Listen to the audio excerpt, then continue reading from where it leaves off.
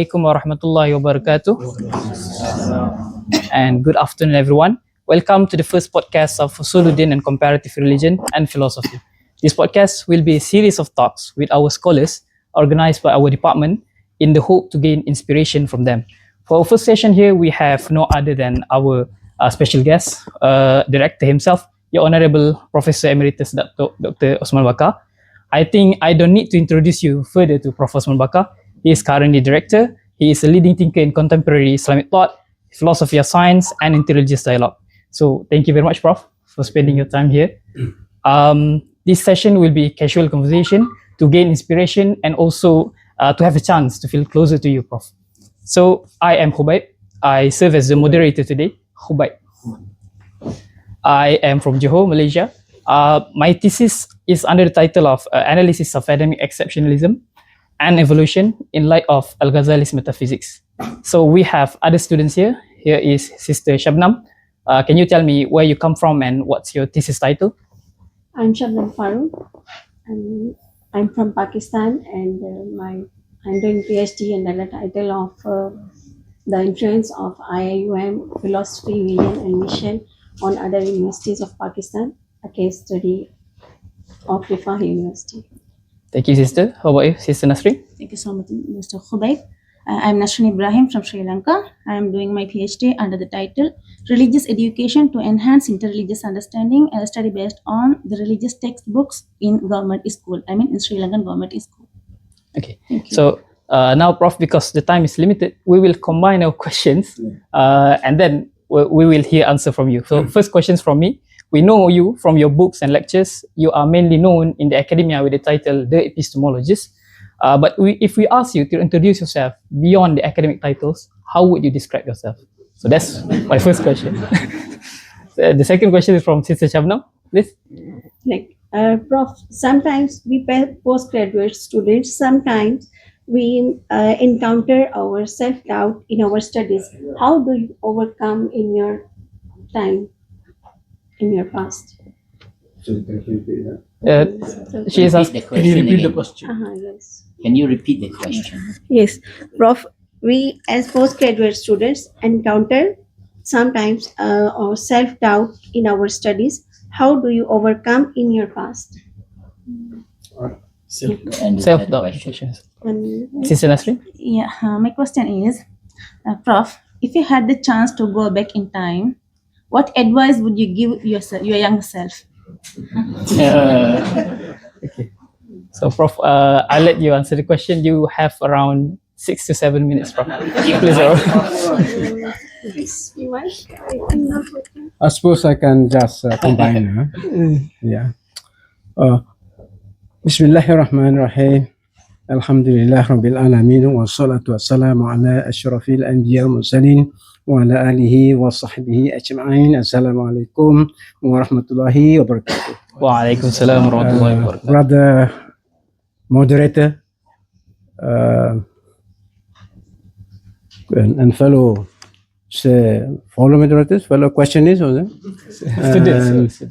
and colleagues, dear colleagues, the academics, all of you. First of all, I would like to express my sincere thanks to the department, for the head of department, Masan, for preparing this program, inviting me. I really appreciate that. I consider this, of course, as my first official visit to the department. Although I know many of you here, familiar faces. Now, your question.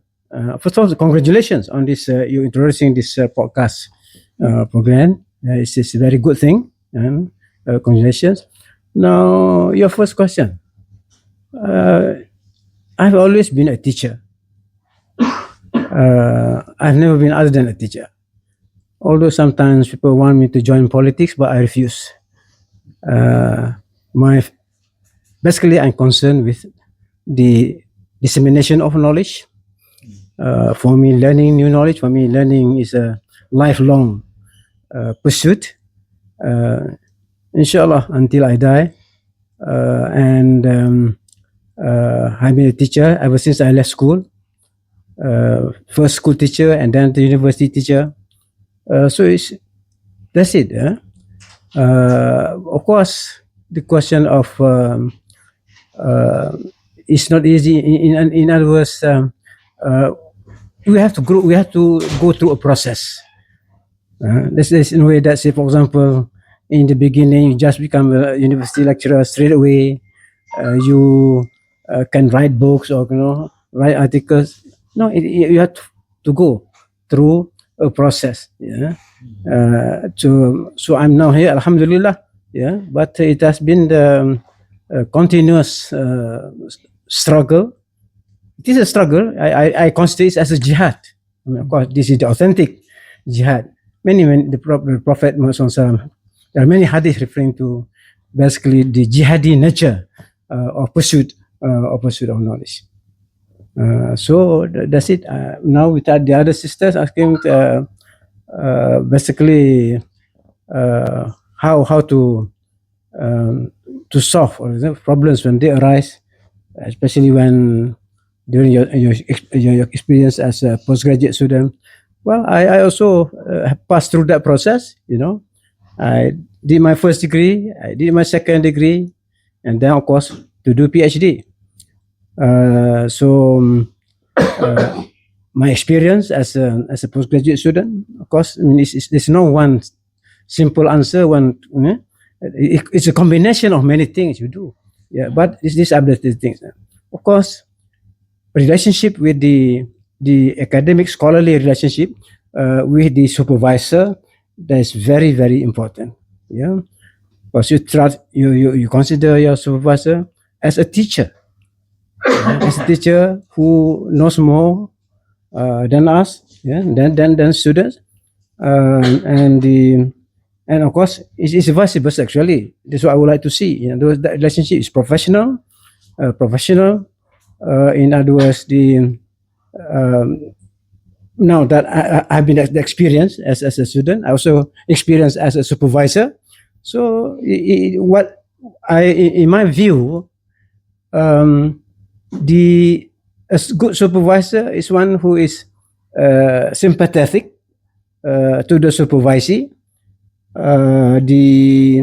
and also with not to underrate students can the things students can know better than a supervisor. I think that kind of environment, that supervisor to supervisee relationship, teacher to student relationship, as basically what Islam is all about, the teachings, how to regard. So I consider that I can learn many things. And now there's one thing that about what you call nowadays citation. You reference. You want to cite somebody, an author. They say, please see such and such a work written by someone. But for some of us, you see, they only want to record what is written in books and articles. Otherwise, they don't want to cite. No, I don't think that's correct, because there are many things that the teacher, the supervisor, conveys to us, but not written in books, not even in his writing. Sometimes like that. Now, we should mention that. We should cite that. So, for example, my experience, my supervisor, Professor Said Hossein Nasser, I was doing on Al-Farabi.